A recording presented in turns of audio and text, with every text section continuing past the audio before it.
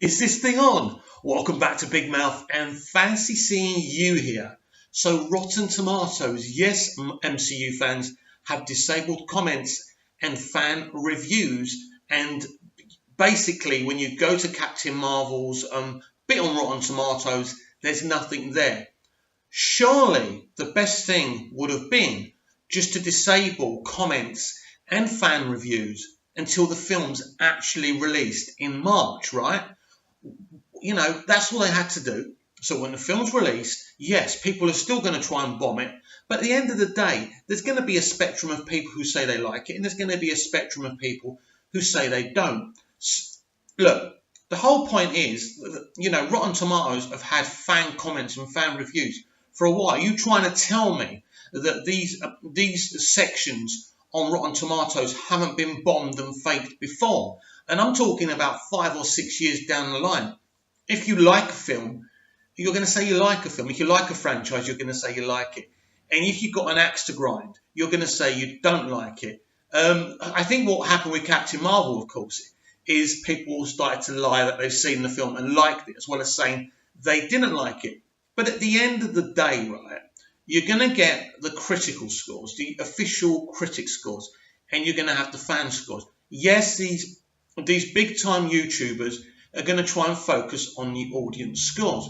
We've always known the audience scores are not exactly kosher because some people will literally say anything, right? We know that. So if that was ever going to be an issue, why did they create that segment? They could have just kept it as a kind of meter for official critic reviews, right? So it doesn't make sense to me. There could have been a way to handle this in a better way. And as I said in my video yesterday reacting to this news, all they're going to do is lose footfall on their site, because if people can't interact on the site, there's no point. No one is going to go on this site, not the amount of people that they're used to going on there, just to see official critical scores. People will still use it as a barometer whether to see a film or not. But in terms of the MCU, whoever's going to see it is going to see it. Do you know what I mean? So, you know, this kind of backlash over this bombing from fans, at the end of the day, is not going to make a difference. Whoever's going to see Captain Marvel is going to see Captain Marvel. This wasn't going to make a difference. And in all honesty, when people go to Rotten Tomatoes to decide whether they're going to watch a film or not, it's never the audience scores they take any notice of, because we know what happens there. But people look at the official critical review scores. This is how people judge whether to see a film or not. So it's a stupid situation, and ultimately Rotten Tomatoes have just literally killed themselves. Empires are destroyed from within. I want to talk a little bit about Guardians of the Galaxy Volume 3. There's a lot of talk about it. Kevin Feige spoke about it.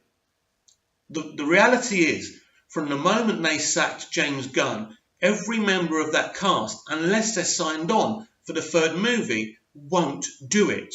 So it's going to be very, very interesting who comes back for that film. So Kevin Feige is talking about using James Gunn's kind of partly working off of James Gunn's script. But it's interesting to me, is he saying that to try and convince the actors to come back? Are the actors actually signed up? Chris Pratt, Zoe Saldana, and all of these people, because if they're not already signed up for that film, they're not coming back. It's as simple as that. We know that every member of that cast is loyal to James Gunn, so unless they have to, they're not coming back. And if they do come back and they are signed up, it's not going to be the same situation, isn't it? It's, for me, the best thing they can do with this is actually just say, do you know what?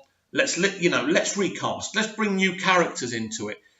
We've seen it in Legends of Tomorrow, DC's Legends of Tomorrow. They've had new characters. You can have new members of that crew. Whoever wants to come back can, and who doesn't, just let them go. It's going to be difficult for them to convince the audience to come in for the new team, but it's viable. It can, if you write the film properly and you execute the film properly.